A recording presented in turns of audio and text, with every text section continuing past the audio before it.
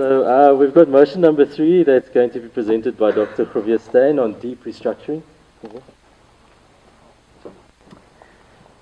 Thank you, Mr. Chairman. Nelly, France, ladies and gentlemen, let me jump straight in. Motion 3 argues for the undoing of an institutional framework with, as France said, with its roots going back 95 years. And therefore, that's no mean challenge. However, I will show that this institutional model has long since outlived its usefulness and has now become that it has now become critical for South Africa to embrace the technological disruption and address the environmental imperatives in the power sector. To achieve this, institutional reforms are required, including the restructuring of Eskom and the opening of the market. The pioneers of the 20s understood well that the techno-economic paradigm of coal-fired power relied on exploiting economies of scale. Power stations were therefore always increasing in size with higher steam temperatures and pressures, and therefore also increasing in complexity. An institutional framework was required to enable the funding of the enormous capital requirements of the ever-scaling coal power projects. Establishing a state-owned monopoly and a high level of centralized control was considered important to enable and de-risk the financing of these power projects and coordinate power sector development on a national scale. However, by the late 70s, the Eskom model had become increasingly dysfunctional. Typically, by then, the model was leading to inexorable boom and bust cycles. A large, inflexible mega project build program would be initiated. Soon, that would result in enormous time and cost overruns, which not long afterwards would lead to load shedding and tariff spikes. And after this crisis has been addressed and the market has responded to the tariff spikes, we will end up with surplus capacity and stranded assets. Does that sound familiar? Well, that pattern is inevitably set to repeat itself. This crisis in the late 70s led to the establishment of the De Villiers Commission, which unfortunately only implemented superficial reforms. In the work I did on Eskom and other utilities around the world in the late 90s and early 2000s, I argued that Eskom was destined to repeat the cycle, and we know what happened. This graph shows, the blue line shows Eskom's tariffs in the real terms. The first tariff spike in the middle of the graph shows the crisis and the effects of the crisis in the late 70s. And the much bigger spike is the crisis that we're still going through. There are further reasons for change. Monopoly and the abuse of dominance. The absence of competition encourages large inefficiencies in capital expenditure, as Nersa would know, and also fuel and operating costs. It also results in extensive information asymmetries and what I refer to as managerial moral hazard problems.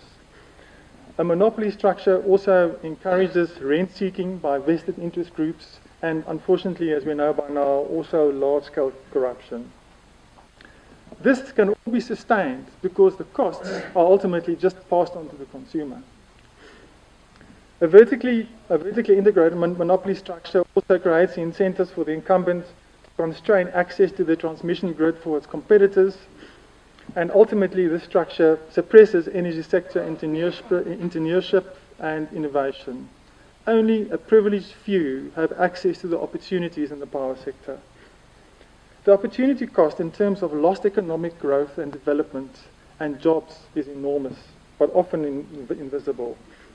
This slide shows the capital budgets for Medupi on the left and Kusile on the right, and that both of them has had to be increased by about 80 billion rand because of cost overruns and capital inefficiencies. Similarly, this graph shows the cost per kilowatt hour of the electricity that will come out of those two stations, and depending on the discount rate you use, the actual price will be anywhere upwards from R1.25 to 91 or even to R1.91 or even more cents per kilowatt hour. But there are further reasons for change. The unsustainable human and environmental impact of coal-fired power is important. Numerous studies around the world and in South Africa now confirm that the human cost of coal power is simply enormous especially in Mpumalanga Highveld and the Vaal Triangle.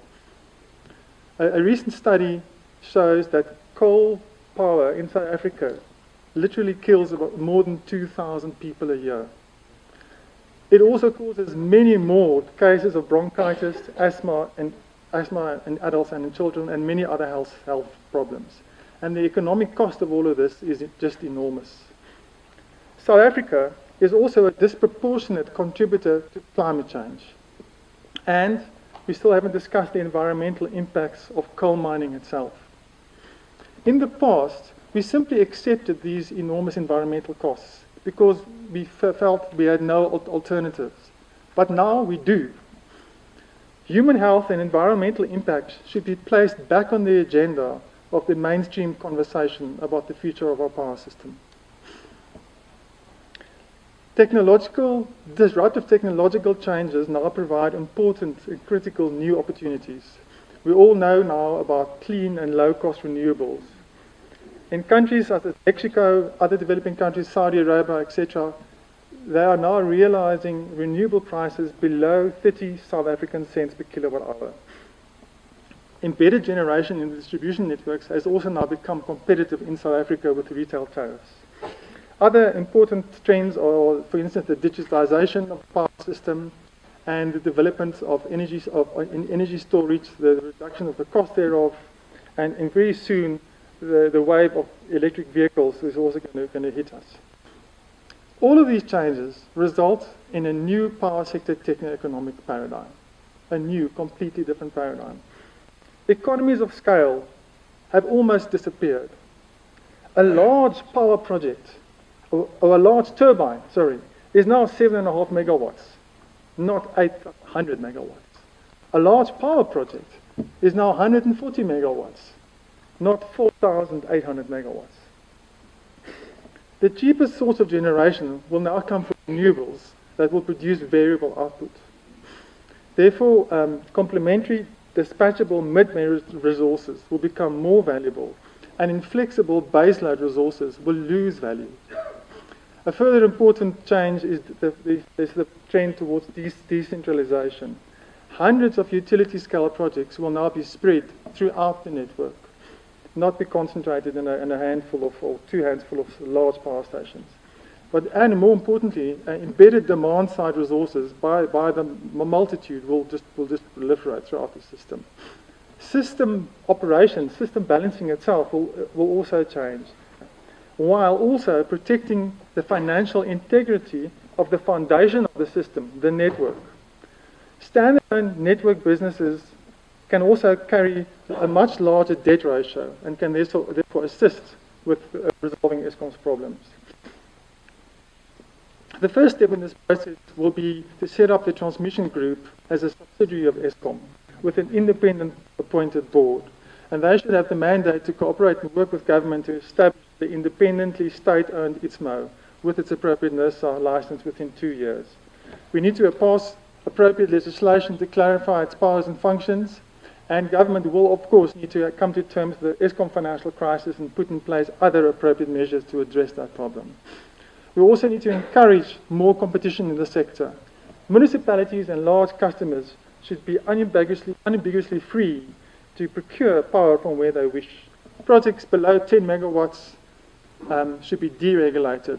Look, for instance, at the Selgar declaration also recently. And the IRP should be established as a regularly updated, non-binding policy guidance. Next, this is an important point about politics. If the politics of restructuring is to work, we will need to address the societal impacts of the energy transition head-on.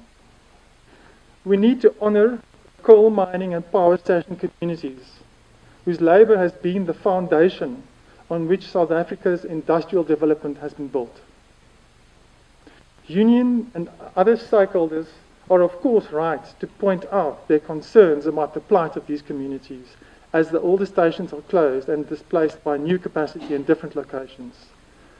Economic opportunities for these communities at our older power stations are currently being displaced by Eskom's Medupi and Kusile power stations, and will in the future also be displaced by new power projects in different locations, be they renewable, gas or other technologies.